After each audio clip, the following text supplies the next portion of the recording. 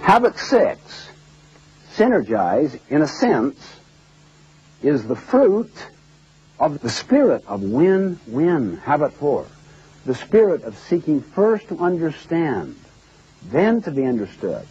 Habit 5. Then what happens is a very powerful thing. When people begin to interact together genuinely and they're open to each other's influence, they begin to get new insight. Something happens to them both.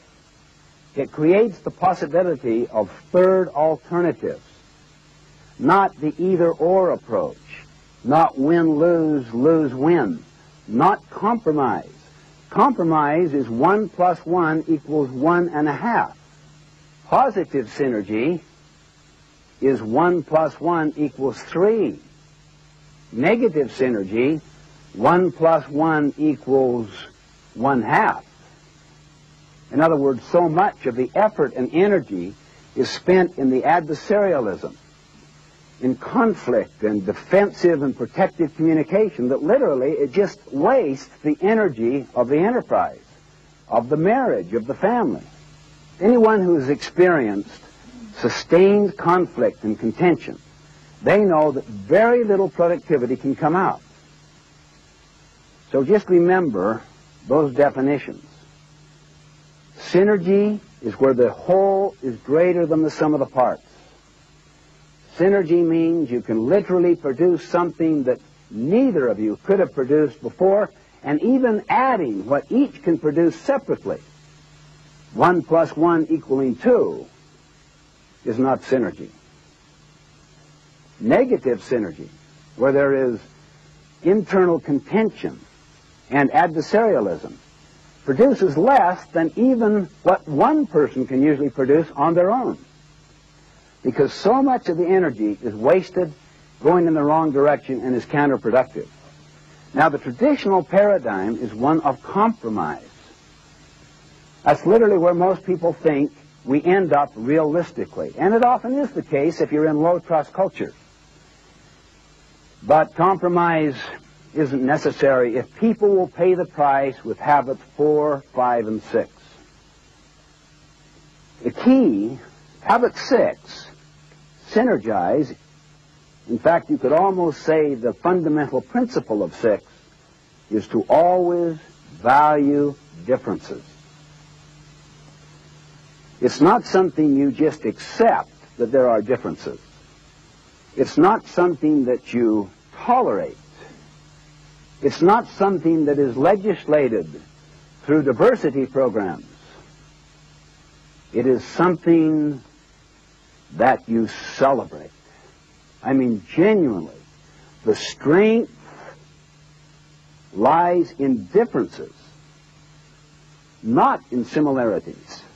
However, if there is not a common purpose and a common set of principles, a buy-in to these universal principles we've been talking about, diversity, differences, can result in chaos and negative synergy. And it spawns prejudice, prejudgment. And remember, prejudice is a protection against being vulnerable. If I get my security from my ability to manipulate people as things, and I can classify them, it protects me, see? I don't have to deal with people. I just deal with categories, and I have them labeled, and then I get into the self-fulfilling prophecy, and it is a seedbed to all kinds of other problems. That's why it requires this integrity of the first 3 habits.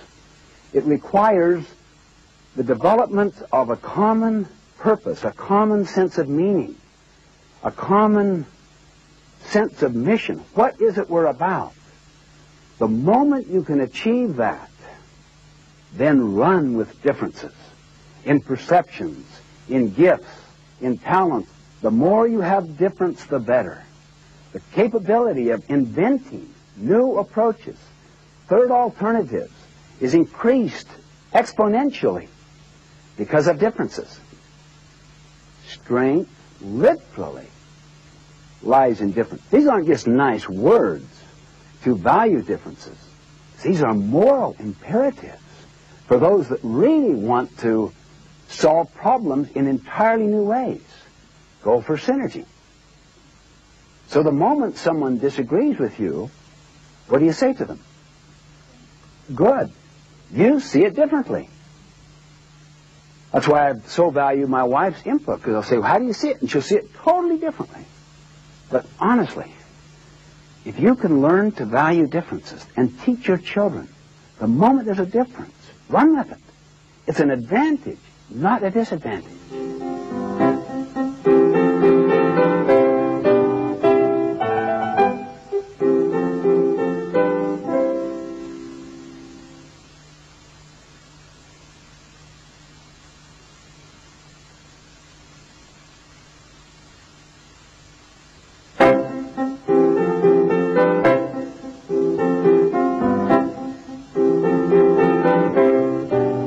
Let's take an issue, say, on the environment. That's a tender area for many people. They have very strong feelings. How many here tend to be really strongly identified with kind of the purest approach to the protection